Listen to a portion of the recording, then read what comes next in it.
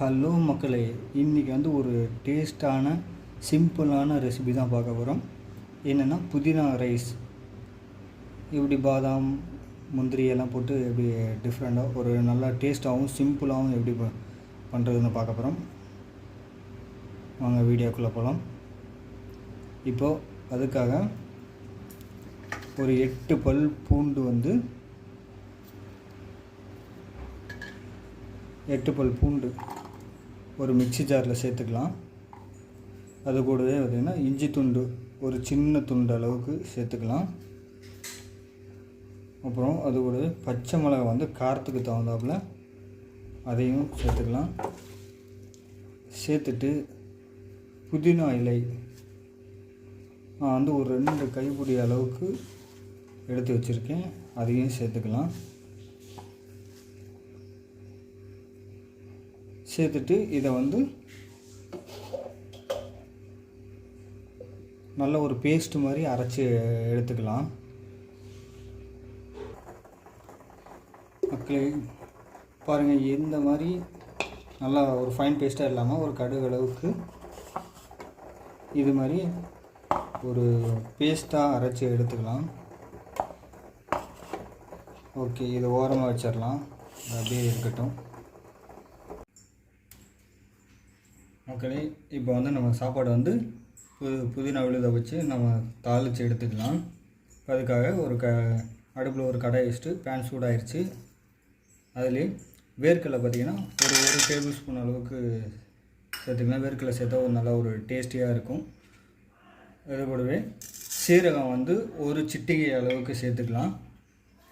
கூடவே வரமிளகாய் வந்து 2 மிளகாய் வந்து இந்த மாதிரி கிள்ளி வச்சுருக்கேன், அதையும் கூட சேர்த்துக்கலாம்.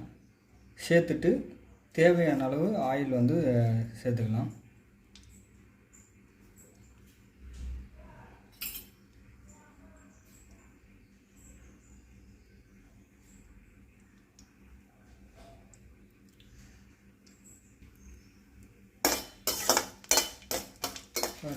ஆயில் நல்லா சூடாகி நம்ம போட்ட வேர்க்கடலை மிளகாயெல்லாம் நல்லா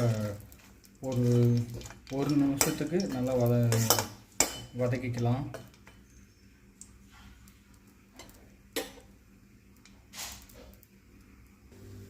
மக்களே, நம்ம போட்ட வேர்க்கடலை இதெல்லாம் மிளகாய் நல்லா பொரிஞ்சு வந்துருச்சு.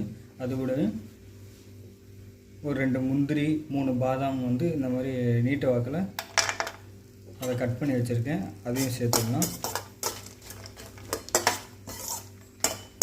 பாதாம் முந்திரி சேர்த்தா நல்ல ஒரு ஃப்ளேவர் கிடைக்கும்.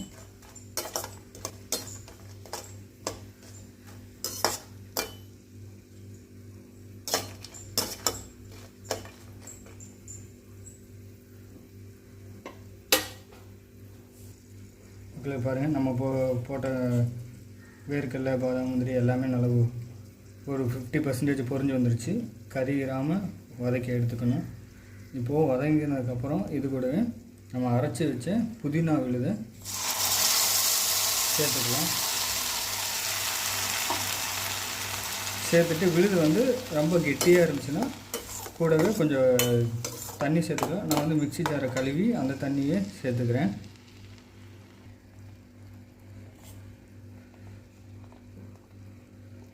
பாருங்கள், மிக்ஸி ஜார் கழுவி கொஞ்சம் போல் தண்ணி சேர்த்துக்கிறேன், கெட்டியாக இருக்கிறதுனால.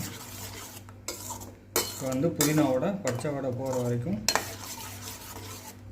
ஒரு 1 நிமிஷத்துக்கு இதை வந்து நல்லா வதக்கிக்கலாம்.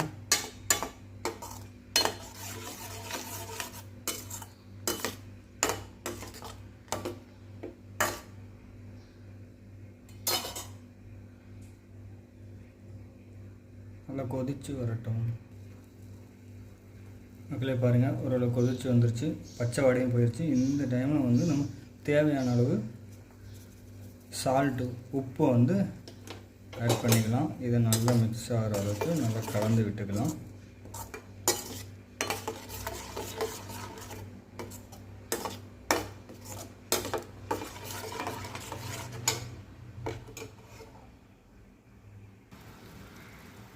மக்களே பாருங்கள், நல்லா கொதித்து நல்ல ரொம்ப தண்ணியாகவும் இல்லாமல் ரொம்ப கெட்டியாகவும் இல்லாமல் இந்த கன்சிஸ்டன்சியில் இருந்ததுன்னா நல்லா சாப்பாடு போட்டு கிளறி விடுறது கரெக்டாக இருக்கும்.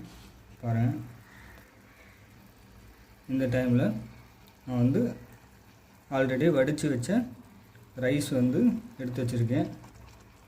ரைஸ் வந்து எப்போவுமே இந்த மாதிரி ஃப்ரைட் ரைஸ் பண்ணுறதுக்கு ஒரு 70% நீங்கள் வேக வச்சு எடுத்துக்கங்க.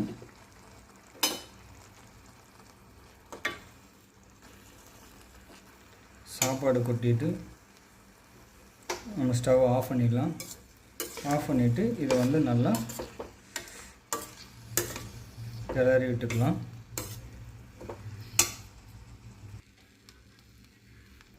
அதில் பாருங்கள், நல்லா ரைஸ் போட்டு நல்லா கிண்டி விட்டாச்சு. ஒரு சுவையான ஈஸியான ஒரு புதினா ரைஸ் ரெடி. இதேமாதிரி நீங்களும் சமைச்சு ஃபேமிலியோடு சாப்பிட்டு என்ஜாய் பண்ணுங்கள். சேனலை சப்ஸ்கிரைப் பண்ணுங்கள், லைக் பண்ணுங்கள், ஷேர் பண்ணுங்கள் மக்களே. நம்ம நெக்ஸ்ட்டு இதோட நல்ல ஒரு பெஸ்ட்டான வீடியோவில் நம்ம வந்து மீட் பண்ணலாம். தேங்க்யூ.